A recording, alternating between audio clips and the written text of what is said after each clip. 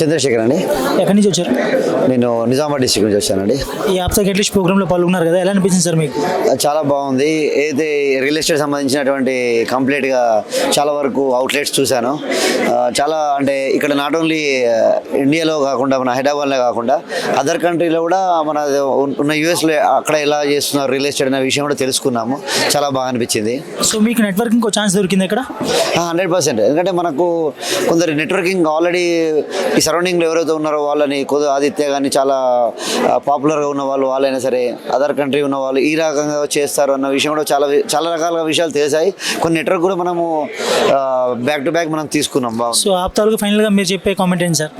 బాగుంది. ఇలాంటి డెఫినెట్గా ఇలాంటివి జరగాలి. ఇలాంటివి జరుగుతూ ఉంటే అందరికీ ఒక కొలాబరేషన్ అనేది కనెక్టివిటీ అనేది ఏదైతే కాన్సెప్ట్ ఉందో క్యాప్షన్ దానికి అబ్సల్యూట్లీ అంటే నిజంగా అన్నట్టు ఉంది.